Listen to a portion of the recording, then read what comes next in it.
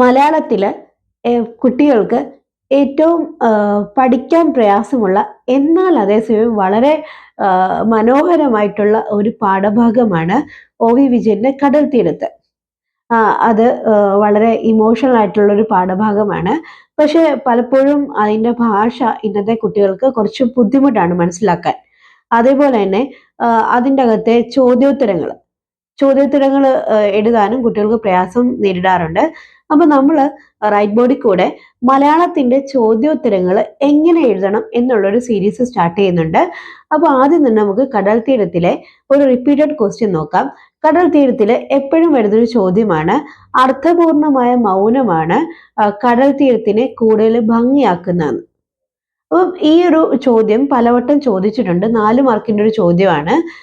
അപ്പം കടൽ തീരത്ത് എന്ന് പറയുന്ന കഥയുടെ ഒരു ചുരുക്കം പറയാനാണെങ്കിൽ, വെള്ളായപ്പൻ എന്ന് പറയുന്ന വ്യക്തി, ഒരു അച്ഛൻ, അദ്ദേഹം പാഴുതറ എന്ന് പറയുന്ന പാലക്കാട്ടിലെ ഒരു ചെറിയ ഗ്രാമത്തിൽ നിന്ന് ഒരിടത്തേക്ക് യാത്ര പോവാണ്.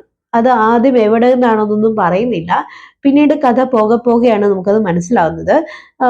പാഴുതറ എന്ന് പറയുന്ന ഗ്രാമത്തിലെ ആൾക്കാർ മുഴുവൻ വെള്ളായപ്പന്റെ ദുഃഖത്തിൽ പങ്കുചേരുന്നു. വെള്ളായപ്പൻ വീട്ടിൽ നിന്ന് പുറത്തേക്ക് ഇറങ്ങുമ്പം പുറകില് നിലവിളി ശബ്ദം ഇല്ലാതെയായി വരുന്നു എന്നൊക്കെ പറഞ്ഞിട്ടാണ് തുടങ്ങുന്നത്. പിന്നീടാണ് പിന്നെ അദ്ദേഹത്തിന്റെ വിഷമം എന്താണെന്നുള്ളത് പറയുന്നത്. അദ്ദേഹത്തിന്റെ മകൻ കണ്ടുണ്ണി കണ്ണൂർ ജയിലില് വധശിക്ഷ കാത്തു കിടക്കുകയാണ്. ആ മകന്റെ മൃതദേഹം ഏറ്റുവാങ്ങാൻ വേണ്ടിയിട്ടാണ് വെള്ളായപ്പൻ കണ്ണൂരിലേക്ക് പോകുന്നത്. അപ്പം എന്ത് കാരണം കൊണ്ടാണ് കണ്ടുണ്ണി അവിടെ വധശിക്ഷ കാത്തു കിടക്കുന്നത് എന്നൊന്നും പറയുന്നില്ല. പക്ഷെ ഒരു ഗ്രാമം മുഴുവൻ വെള്ളായപ്പന്റെ സങ്കടത്തിൽ പങ്കുചേരുന്നുണ്ട്. അപ്പം ഈ ഒരു കഥ അല്ലെങ്കിൽ ഈ ഒരു സന്ദർഭത്തിനെ പലപ്പോഴും അതിൻ്റെ ഒരു വികാരം കാണിക്കാൻ വേണ്ടിയിട്ട് മൗനം കഥാപാത്രമായിട്ട് വരുന്നുണ്ട്. ഒ.വി. വിജയന്റെ പല കഥകളിലും മൗനത്തിന് വളരെയധികം പ്രാധാന്യമുണ്ട്. അത് ഇവിടെയും പ്രകടമാകുന്നുണ്ട്. അപ്പം മൗനം ഒരു കഥാപാത്രമായിട്ട് ആദ്യം വരുന്നത് വെള്ളായപ്പനും അദ്ദേഹത്തിന്റെ കൂട്ടുകാരൻ കുട്ടേസൻ മാപ്പിളയും തമ്മിലുള്ള സംഭാഷണത്തിലാണ്. അവിടെ സംഭാഷണമൊന്നുമില്ല. പാഴുതറ എന്ന് പറയുന്ന ഗ്രാമത്തിൽ നിന്നും വെള്ളായപ്പൻ റെയിൽവേ സ്റ്റേഷനിലേക്ക് പോവാണ്. അപ്പൊ ആ വഴിക്ക് വെച്ചിട്ടാണ് കുട്ടേസൻ മാപ്പിളയെ കാണുന്നത്. അപ്പം ഇവർ അങ്ങോട്ടും ഇങ്ങോട്ടും പിന്നെ പരസ്പരം വിളിക്കുന്നുണ്ട്. അത്രേ ഉള്ളൂ. അതിനപ്പുറത്തേക്ക് രണ്ടുപേരും ഒന്നും പറയുന്നില്ല. അപ്പൊ ഒന്നും പറയാതെ വരുമ്പോഴത്തേക്കും വെള്ളായപ്പൻ അങ്ങോട്ട് പറയുന്നുണ്ട്, ഞാൻ കുറച്ച് പൈസ അങ്ങോട്ട് തരാനുണ്ടെന്ന് പറയും. അപ്പം അദ്ദേഹം അങ്ങോട്ട് തിരിച്ചു പറയും, സാരമില്ല, പല കടങ്ങളും വീട്ടാത്ത കടങ്ങള് പടച്ചോന്റെ സൂക്ഷിപ്പുകളാണ് എന്ന് പറഞ്ഞിട്ട് അവർ പരസ്പരം അങ്ങോട്ടും ഇങ്ങോട്ടും പേര് മാത്രം വിളിക്കുന്നു. മൗനം അവിടെ ഘനീഭവിച്ചിരിക്കുന്നുണ്ട്. അതേപോലെ തന്നെയാണ് പിന്നെ നീലിമണ്ണാത്തെ കാണുമ്പോഴും ആരും അങ്ങോട്ടും ഇങ്ങോട്ടും ഒന്നും പറയുന്നില്ല.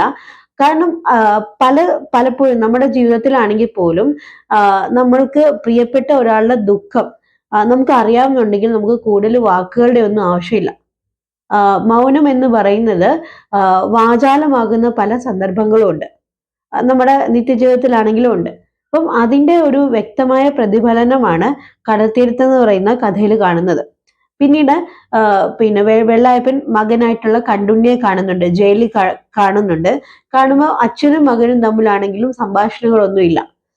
വെള്ളായപ്പൻ മകനെ കണ്ടുണ്ണിയെ എന്ന് വിളിക്കുന്നു, തിരിച്ച് കണ്ടുണ്ണി അച്ഛ എന്ന് വിളിക്കുന്നു. കേൾക്കാത്ത ദൂരത്ത് നിന്നുള്ള ശബ്ദത്തില് കണ്ടുണ്ണി കരയുന്നുണ്ടെന്നാണ് പറയുന്നത്.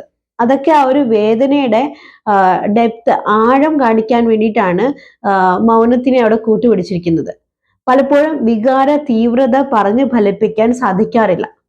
അത്തരം സന്ദർഭങ്ങളിൽ മൗനം കഥാപാത്രമായിട്ട് പലപ്പോഴും വരാറുണ്ട്. മലയാള സാഹിത്യത്തിൽ അതിന്റെ ഏറ്റവും നല്ല ഉദാഹരണമാണ് മഞ്ഞ് എന്ന് പറയുന്ന നോവല്. മഞ്ഞിലെ വിമല പറയുന്നൊരു പിന്നെ വാചകങ്ങളിലൊന്നാണ് മൗനത്തിന് ശബ്ദം ഉണ്ടെന്നുള്ളത്. അപ്പം അതേ ഒരു പിന്നെ രീതി തന്നെയാണ് ഈ കടൽ തീരത്തിൽ വരുമ്പോഴും നമുക്ക് കാണാൻ പറ്റുന്നത്.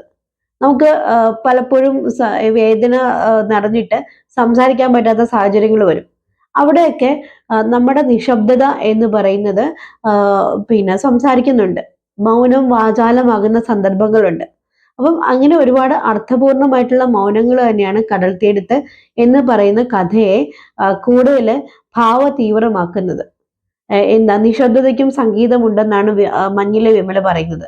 പക്ഷെ ഇവിടെ നിശബ്ദതയ്ക്ക് സംഗീതമല്ല, സങ്കടമാണുള്ളത്. ആ ഒരു വ്യത്യാസമാണുള്ളത്. അപ്പം മൗനത്തിന്റെ പ്രാധാന്യം, മൗനം എത്രമാത്രം രണ്ട് മനസ്സുകളെ ഒന്നിപ്പിക്കുന്നു എന്നുള്ളതാണ് നിങ്ങൾ ആ ചോദ്യത്തിൽ എഴുതേണ്ടത്.